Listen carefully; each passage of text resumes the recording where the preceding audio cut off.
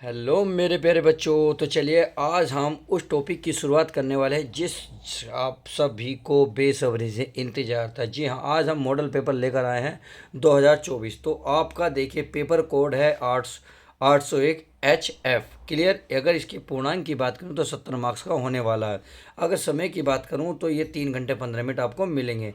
तो चलिए पेपर की हम शुरुआत करते हैं। पेपर में देखिए सभी प्रश्न करने अनिवार्य होते हैं। क्लियर। ये आपके सामने ध्यान रखना है। खंड ये दो खंडों में विभक्त होता है, खंड ए और ब। खंड ए जो है आपके बहुविकल्पीय होते हैं। ये आपको ओएमआर शीट पर भरने होते हैं। तो चलिए हम स्टेप बाय स्टेप पढ़ लेते हैं। देखिए 2024 यानी कि लेटेस्ट पिटिशन है जो इस साल आया हुआ है 2024 में। और 2025 में बहुत सारे सवाल ऐसे हैं जो आपको लगने वाले हैं। तो चलिए शुरुआत करते हैं, एक एक क्वेश्चन की ध्यान से समझेंगे। इसमें जैसा कि पहला क्वेश्चन है, आप पहले क्वेश्चन को बड़े ध्यान से पढ़िए। तो पहला ही मिलेगा आप खंड ए में बहुविकल्प प्रश्न, यानी कि आपको खंड ए में 20 बहुविकल्प प्रश्न है, उसको स्टेप बाय स्टेप पढ़ना है। इसमें पहला है आचार्य रामचंद्र शुक्ल प्रसिद्ध हैं, यानी कि वो क्यों प्रसिद्ध हैं इसमें आपको बताना है। कहानी लेखक के लिए, कहानी लेखन के लिए, आलोचना साहित्य के लिए, नाटक लेखन के लिए। अगर मैं आपको इसमें बात करने लगूं आचार्य रामचंद्र शुक्ल जो प्रसिद्ध हैं, इसमें आपका राइट आंसर होगा सी, यानी कि आलोचना साहित्य के लिए आचार्य रामचंद्र शुक्ल प्रसिद्ध हैं। उम्मीद है ये बात अच्छे से कुछ क्लियर होगी। तो चलिए अगला क्वेश्चन देख लेते हैं। अगला क्वेश्चन क्या करा है हमारा, ये करा गोदान उपन्यास के लेखक हैं। देखिए मैंने जो पिछली वीडियो बहुत सारी बनाई है ऑब्जेक्टिव, उसमें यही क्वेश्चन बहुत बार पूछा गया था, बहुत बार मैंने बताया भी है, जोर भी दिया था कि ये जो आपका ऑब्जेक्टिव बहुत इंपॉर्टेंट है। मैं कह रहा हूँ टॉपर्स तो इसको छोड़ते ही नहीं, सबकी टॉपर्स की नज़र इसी पर रहती है। आप भी नज़र चील कौवों की तरह गाड़ लीजिएगा, इसे छोड़ना नहीं है। ये रहा गोदान उपन्यास के लेखक हैं यशपाल प्रेमचंद, यानी कि मुंशी प्रेमचंद, मोहन डाके, धर्मवीर भारती। तो ये तो बहुत सिंपल सा क्वेश्चन है, समझ गए होंगे। तो दूसरे का भी आपका राइट आंसर हो जाएगा। अर्थात गोदान उपन्यास के जो लेखक है मुंशी प्रेमचंद हैं। गोदान है क्या, एक उपन्यास। अगर इसके लेखक की बात करें तो मुंशी प्रेमचंद। क्लियर। अगला क्वेश्चन, नीड़ का निर्माण फिर के रचनाकार है। तो नीड़ के निर्माण के रचनाकार बताइए कौन है। हरिवंश राय बच्चन, डॉक्टर राजेंद्र प्रसाद, हजारी प्रसाद द्विवेदी, रामविलास शर्मा। तो तीसरे का जो राइट आंसर होगा बिल्कुल सही पहचानना है आप, क्योंकि अपनी तैयारी बहुत अच्छे से करें। इस टाइम हम केवल रिवीजन कर रहे हैं। अगर आपकी देखिए एक भी गलती होती है, एक भी आप गलत बताते हैं, तो ध्यान रखना आप अपनी तैयारी में कहीं ना कहीं अभी कमी है, तो इसे जरूर पुख्ता करें। अगर मैं इसकी बात करूं तो इसका तीसरे का ए है बिल्कुल राइट आंसर, हरिवंश राय बच्चन। तो चलिए अब आगे देख लेते हैं। तो क्वेश्चन नंबर 4 है झूठा सच उपन्यास के लेखक, यानी झूठा सच जो है उपन्यास के कौन से लेखक हैं आपको बताना है। यशपाल, कमलेश्वर, रांगे राघव, चतुर्सेन शास्त्री। तो चौथे का बिल्कुल राइट आंसर, अगर आपकी तैयारी है आप ए बता रहे हैं तो बिल्कुल सही है, तैयारी सही है, 100% सही दिशा में जा रही है। तो झूठा सच उपन्यास के जो लेखक हैं यशपाल जी है। क्लियर। अगला क्वेश्चन है क्वेश्चन नंबर 5, छायावाद की मुख्य प्रवृत्ति है, यानी कि छायावाद की मुख्य प्रवृत्ति क्या है। आश्रयदाताओं की प्रशंसा, रीति ग्रंथों का निर्माण, श्रृंगार और प्रेम, वेदना, शक्ति, भावना। तो पांचों का बताइए राइट आंसर। तो पांचों का राइट आंसर अगर मैं बात करूं तो आप अगर आप सी बता रहे हैं तो बिल्कुल करेक्ट बता रहे हैं, और बाकी जो बता रहे हैं बिल्कुल गलत बता रहे हैं। अपने कान पे चप्पल जूते कुछ भी मार सकते हैं, अपने गाल पे चार चार मार ले, छाप ले, कोई दिक्कत नहीं, क्योंकि तुम पढ़ोगे नहीं तो होगा कैसे। सही है। अब अगले क्वेश्चन की अगर मैं बात करूँ, क्वेश्चन नंबर 6, यह है कलम का सिपाही जीवनी है। जयशंकर प्रसाद की, मोहन राकेश की, प्रेमचंद की, आचार्य राम शुक्ल की। बहुत सिंपल क्वेश्चन है। मैं कह रहा हूँ ये कोई ऐसा एग्जाम नहीं है जिसमें आपको दिखाई ना देता हो। तो छठे का आपका अगर बी की बात करूँ, छठे का बी, मुंशी प्रेमचंद की कहाँ कलम का सिपाही एक जीवनी है। सही है, छठे का बी इसका राइट आंसर हो जाएगा। अब अगले की बात करते हैं, अर्थात क्वेश्चन नंबर 7, यह घनानंद किस काव्य धारा के कवि हैं। जो घनानंद थे किस काव्य धारा के कवि थे। रीतिबद्ध, रीति सिद्धि, रीति मुक्ति, आधुनिक काल। तो सातवें का बिल्कुल राइट आंसर जो आपको बता रहे हैं बी, बिल्कुल गलत बता रहे हैं। कान पर थप्पड़ मारो, सी राइट है, अपनी कमर थपथपा लो जिसने सी बताया है। तो चलिए अगले क्वेश्चन की बात करो, हंस पत्रिका के संपादक, जो हंस है पत्रिका उसके संपादक कौन है। मोहन राकेश, प्रेमचंद, धर्मवीर भारती या गुलाब राय। तो इसमें से आपको एक बताना है। आठवें का बिल्कुल right answer B, Munshi Premchand Hans पत्रिका के संपादक हैं। अगर मैं क्वेश्चन नंबर 9 की बात करूं तो चलिए 9 को भी ध्यान से देख लेते हैं। जहाज का पंछी कृति की विधा है, यानी कि नाटक, कहानी, उपन्यास या निबंध संग्रह। आपको इसमें से एक बताना है, तो बताइए 9 का कौन सा होगा? सी, यानी कि उपन्यास। जहाज का पंछी कृति की विधा है, तो 9 का सी उपन्यास।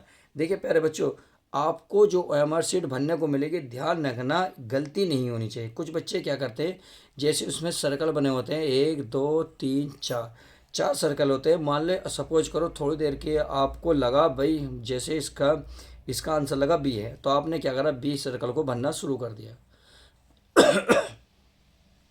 और आपको कुछ सेकंड या कुछ मिनट बाद पता चला सर बी तो नहीं था, इसका सी है, जो कि है।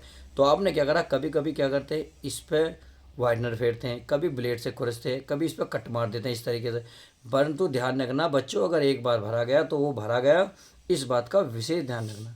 क्योंकि आप कट मारो, इस पर रेजर फेरो या आप वाइडनर फेरो, इस पर कोई फर्क नहीं पड़ना, तुरंत आपका 1 नंबर कट जाएगा। इसलिए कह रहा हूँ, जो आप सर्कल भरो तो बहुत सोच समझ के क्वेश्चन को बहुत ध्यान से पढ़ने के बाद ही भरना। क्लियर? अब अगला क्वेश्चन, तारा सप्तक का प्रकाशक वर्ष क्या? देखिए मैंने इतनी बार बताया, मैं कह रहा हूँ मैं थक गया से बताते बताते, मेरे तो बाल भी सफ़ेद हो गए। हर वीडियो में बताया, जो भी मैंने जब भी मैंने आपको ऑब्जेक्टिव करा तो ये जरूर बताया है, तारा सप्तक का प्रकाशिक वर्ष है। 3 वर्ष बताए थे, उसमें जो अगर किसके प्रकाशिक वर्ष की बात करूं तो 10वीं का मैंने सी बताया था कि 1943 इसका प्रकाशिक वर्ष है। क्लियर? अगर क्वेश्चन की बात करें, निर्वेद स्थायी भाव है, हास्य रस का, करुण रस का, शांत रस का, अद्भुत रस का। तो 11वें का कौन सा? 11वें का सी, बिल्कुल शांत रस का। अगर क्वेश्चन अगले की बात करें, अर्थात क्वेश्चन नंबर 12 की, तो चलिए 12वां भी बहुत अच्छे से देख लेते हैं। पीपर पात सरिस मन डालो में अलंकार है, बताइए श्लेष अलंकार, उपमा अलंकार, उत्प्रेक्षा अलंकार या रूपक अलंकार। तो इसमें से कोई सा एक तो सही होगा। अगर सही की बात करें तो 12वें का भी बिल्कुल राइट आंसर होगा, उपमा अलंकार। क्लियर? अगर मैं 13वीं की बात करूँ, ठीक है, रोला छंद में कुल चरण होते हैं, तो रोला छंद में कितने चरण होते हैं? 2 4 3 5। ये आपको बहुत अच्छे से आता भी होगा, इसे मुझे बताने की ज़रूरत नहीं है, क्योंकि 13 का भी बिल्कुल राइट आंसर। जो बच्चे 3 बता रहे हैं बिल्कुल सही बता रहे हैं। क्लियर?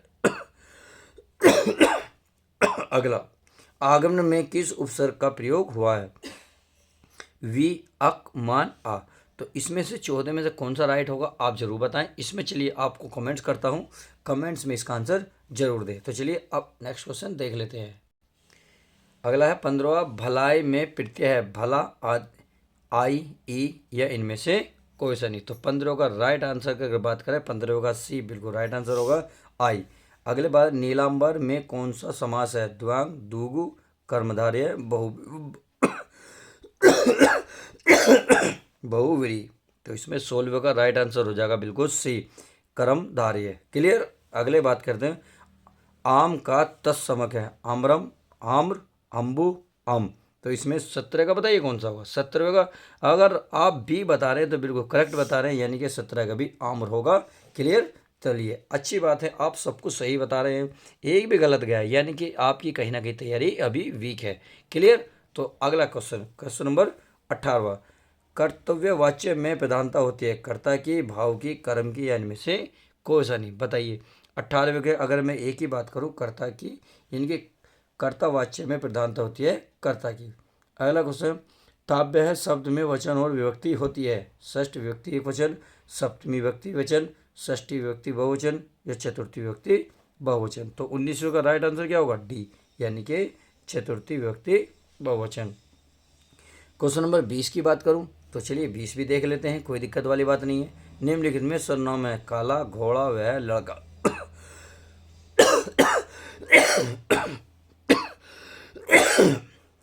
तो कौन सा होगा बताइए? 20वें का सी, यानी कि राइट आंसर हो जाएगा सी वह। अब एक ही तो सारी बात होगी, जिसमें ऑब्जेक्टिव थे 20, एक एक मार्क्स के थे, जो आपको OMR शीट पर हल करने थे। क्लियर? अब आ जाते हैं ब, यानी कि वर्णात्मक। अब वर्णात्मक में देखिए, आपको मैं ये बता दूं कौन कौन कितने नंबर के आते हैं, मैं इस वीडियो में सब कुछ क्लियर कराने वाला हूँ, ताकि आपको अच्छे से हो जाए। क्लियर? तो चलिए, क्या नंबर का दिख रहा है आपको? 6 मार्क्स का। तो ये करा, निम्नलिखित गद्यांश पर आधारित दिए गए 3 प्रश्नों को उत्तर दीजिए। यानी कि आपके सामने गद्यांश दिया हुआ है, उससे रिलेटेड 3 आपके नीचे प्रश्न दिए थे। इस प्रकार से 6 नंबर यानी कि हर एक क्वेश्चन 2 नंबर का होगा। 2 नंबर का आपका गद्यांश होगा। गद्यांश से रेखांकन की व्याख्या यानी कि जिसमें अंडरलाइन कर रखी है उसको आपको शुद्ध हिंदी में लिखना है, यानी कि आपको विस्तृत रूप से लिखना है। आपको 2 मार्क्स यहाँ मिलने वाले हैं। फिर जातक कथाएं किन्हें कहते हैं, इस तरीके से एक क्वेश्चन छाप देगा, उसको आपको बताना होगा। सही है, तो ये आप इसे बड़े ध्यान से देख लीजिएगा। यह है बुद्ध के इस जन्म की घटनाएं तो इस चित्रित कथाओं में है ही उनके पिछले जन्मों का कथाओं का भी इनमें चित्रण हुआ है। पिछले जन्म की ये कथाएं जातक कहलाती है। उनकी संख्या 555 है और इनका संग्रह जातक नाम से प्रसिद्ध है। क्लियर, जिनका बौद्धों में बड़ा मान है। इन्हीं जातक कथाओं में अनेक अजंता के चित्रों में विस्तार के साथ लिख दी गई है। इन पिछले जन्मों में बुद्ध के गज, कपि, मृग आदि के रूप में विधि योनियों में जन्म लिया था और संसार के कल्याण के लिए दया और त्याग का आदर्श स्थापित करते हुए बलिदान हो गए थे। तो इस तरीके से आपको पहले तो गद्यांश लिखना है, यानी कि कौन से पार्ट से लेगा गद्यांश का संदर्भ, कौन से पार्ट से लेगा, इसके लेखक कौन है, ये आपको लिखना है बहुत अच्छे से। ये लिखना कैसे है ये मैं ऑलरेडी कई वीडियो बना चुका हूँ, आप प्लेलिस्ट में जाकर इन वीडियो को देख सकते हैं। गद्यांश में लेखक की व्याख्या यानी कि जहाँ इन लेखक की ये अंडरलाइन की है केवल उसी की व्याख्या बतानी, आपको बाकी बिल्कुल नहीं बताना। चलिए अब आगे देख लेते हैं। अगला है यानी कि आपको 2 गद्यांश देगा, या तो पिछला देगा या आपको ये देगा, दोनों में से एक लिखना होगा। सही है, दोनों में से एक लिखना, ध्यान रखना दोनों नहीं लिखने। आपके सामने एक ये रहा, उसके भी सेम ये 3 क्वेश्चन छापेगा। ऊपरी गद्यांश का संदर्भ लिखिए, रेखांकन से व्याख्या कीजिए जो रेखा इन्हें खींची हुई है, तथा गद्यांश के आधार पर संसार में सबसे तुच्छ निराश्य प्राणी कौन है ये आपको लिखना है, यानी कि इसी के आधारित पर आपको लिखना है। क्लियर, अब क्वेश्चन नंबर आ जाते हैं 22 कितने नंबर का क्वेश्चन देखने को मिलेगा। देखिए ये भी क्वेश्चन आपको 6 नंबर का देखने को मिलेगा, 3 गुणा 2, यानी कि इसमें आपको 3 प्रश्न मिलने वाले हैं। प्रत्येक प्रश्न 2 मार्क्स का होगा, टोटल मिलेंगे 6 मार्क्स। यहाँ साफ ज़रा दिए गए पद्यांश पर आधारित 3 प्रश्नों के उत्तर दीजिए। यह आपके सामने एक पद्यांश देगा, बहुत लंबा देगा, कुछ में अंडरलाइन कर देगा। सही है, उसमें अंडरलाइन करने के बाद आपको नीचे 3 प्रश्न देगा। ये देखिए ये रहा उपयुक्त पद्यांश का संदर्भ, यानी कि आप संदर्भ लिखना है, कौन से पाठ से कौन से लेखक हैं ये आपको लिखना है। फिर लिखना है रेखांकन अंश की व्याख्या, जो रेखा इन्होंने खींची है केवल उसी की व्याख्या करनी और बाकी की नहीं करनी। जैसे कि इन्होंने नीचे नहीं दिया तो आपको बिल्कुल भी नहीं करनी। सही है, और अगला या तो आप इसे करें या प्यारे बच्चों एक और देगा, यानी कि आपको ये ऑप्शन देता है या तो आप ऊपर वाला करें या फिर आप नीचे वाला करें, या करके सेम वही कहानी रहती है। इसमें भी गद्यांश देता है पद्यांश आपको कोई अंडरलाइन कर देता है, उसके आपको आंसर देना होता है। तो चलिए अब आगे देख लेते हैं कौन कौन कितने मार्क्स का आता है। अब बात कर लेते हैं 23वां क्वेश्चन। तो 23वां क्वेश्चन प्यारे बच्चों आपको 5 मार्क्स का पेपर में देखने को मिलता है, 5 मार्क्स का। जी हाँ, 2+3, और 2+3 कैसे होने वाले ये मैं आपको बता दूं। यहाँ लिख रहा है निम्नलिखित संस्कृत गद्यांश में से किसी एक का संदर्भ सहित हिंदी में अनुवाद कीजिए, यानी कि आपको देखिए इसका संदर्भ भी लिखना होगा।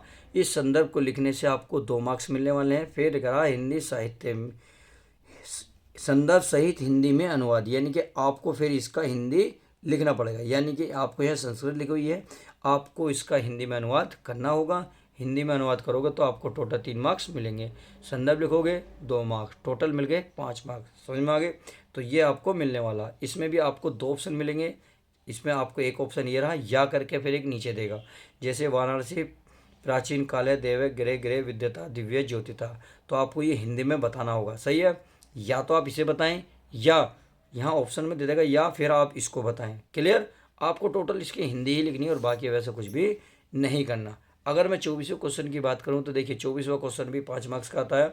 इसमें क्या करा, दिए गए संस्कृत पद्यांश में किसी एक का संदर्भ सहित हिंदी में अनुवाद। बहुत प्यारा सवाल, बिल्कुल सेम जो ऊपर आया 23वां और 24वां भी बिल्कुल सेम ऐसी ही होने वाला। तो किसी एक संदर्भ सहित हिंदी में अनुवाद, सेम इसको भी हिंदी अनुवाद करना है, या तो आप इसे करें या आप इसे करें। समझ में आ गई, तो चलिए अब आगे देखते हैं। अगला क्वेश्चन नंबर 25। देखिए ये आपके ज़िले पर आधारित होता है, आप कौन से ज़िले में बिलोंग करते हैं उसी ज़िले पर आधारित। अपने आप मास्टर क्लास में पूछ सकते हैं कौन से ज़िले में कौन सा लगता है, उसी में आपको केवल प्रश्न वही करना है। ये करा अपने पटे खंड काव्य के आधार पर निम्नलिखित प्रश्नों में से किसी एक का प्रश्न का उत्तर दीजिए, यानी कि आपको केवल एक प्रश्न का उत्तर देना, उसमें 3 मार्क्स मिलने वाले हैं, टोटल मिलेंगे 3 मार्क्स। तो खैर ये नहीं कि आप शुरू में ही टूट पड़े कहीं भी नहीं। आप देखो ये जिले के अकॉर्डिंग होता है, तो ये क्वेश्चन इंपॉर्टेंट इसलिए बन जाता है, बहुत सारों की दिक्कत आ जाती है बच्चों को कि उन्हें समझ नहीं पाता इतने सारों में से कौन सा करें। तो आपके जोन से ज़िले में अगर लगता हो वही करें केवल, और उसमें से भी जैसे क का फर्स्ट और सेकंड, इसमें से भी आपको एक करना होगा। जैसे मान लेते हैं आप, मैं जैसे मेरठ ज़िले से हूँ, तो मेरठ ज़िले में आपका करमवीर भरत आता है। क्लियर। करमवीर भरत की अगर मैं बात करूँ, देखिए करमवीर भरत का यहाँ कहीं होगा, देखो ये रहा ये जय कर्म भरत खंड काव्य का आधार भरत का चित्रण कीजिए। या तो आप इसको क्वेश्चन को करें, या अगर मैं सेकंड की बात करूं, अगर आप इसे नहीं करना चाहते तो आप इसे कर सकते हैं। कैसे? कर्मी भरत खंड काव्य के आगमन सर्ग का कथा वस्तु लिखिए। समझ में आ गए? यानी कि आप जो जिले में लगते हो, आप जिले में अकॉर्डिंग अपने सर से मालूम करें और फिर उसको अकॉर्डिंग उस करें। क्लियर? क्वेश्चन सब उम्मीद है 25वां समझ में आ गया होगा कि 25 बहुत ज़्यादा कन्फ्यूजन करता है। तो चलिए अब आगे देखते हैं किस तरीके का पेपर बनता है। आगे है आपका, दिए गए लेखकों में से किसी एक लेखक का जीवन परिचय लिखते हुए उनकी प्रमुख रचना का उल्लेख कीजिए। यानी कि आपको अब लेखक का जीवन परिचय लिखना है। आपको 3 से 4 लेखक के जीवन परिचय मिलेंगे, आपको केवल एक ही लिखना है। क्या लिख रहा है? कह रहा किसी एक लेखक का जीवन परिचय लिखते हुए, यानी कि आपको जीवन परिचय भी लिखना है, उसकी एक प्रमुख रचना भी लिखनी है, रचना भी आपको लिखनी होंगी। जीवन परिचय के साथ साथ रचना के 2 मार्क्स मिलने वाले। टोटल कितने मार्क्स मिलेंगे प्यारे बच्चों? 5 मार्क्स। तो जैसे जयशंकर प्रसाद, आचार्य रामचंद्र शुक्ल, डॉक्टर भगवत शरण उपाध्याय, तो इन तीनों में से कोई सा भी। मैंने देखिए आपको ऑलरेडी जयशंकर प्रसाद का और आचार्य शुक्ल का जीवन परिचय किस प्रकार से लिखते हैं कि आप भी, अगर आपको याद भी नहीं है तो भी जीवन परिचय में अच्छे मार्क्स कैसे पा सकते हैं, ऑलरेडी मैंने इस पर वीडियो बना दी है। आप वीडियो को प्लेलिस्ट में जाकर देख सकते हैं। क्लियर? अगर मैं अगले क्वेश्चन की बात करूं तो अगला क्वेश्चन क्या कर रहा है? ये कह रहा है निम्नलिखित कवियों में से किसी एक कवि का जीवन परिचय देते हुए उनमें एक प्रमुख रचना का उल्लेख कीजिए। यानी कि यहाँ लेखक थे, यहाँ आपके कवि हैं, तो इसमें से आपको किसी एक कवि का जीवन परिचय लिखना। मैंने सूरदास से रिलेटेड, सुमित्रानंद बिहारी लाल से रिलेटेड बहुत सारी वीडियो ऑलरेडी बना दी हैं, आप फटाफट वीडियो को जाके पोस्ट कर सकते हैं। तो चलिए अगले क्वेश्चन की बात कर लेता हूँ।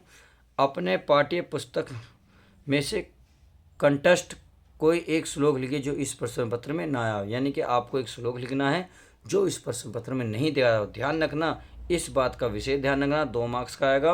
और जो भी श्लोक लिख रहे हो इस पेपर में नहीं मिलना चाहिए, ध्यान रखना इस बात का।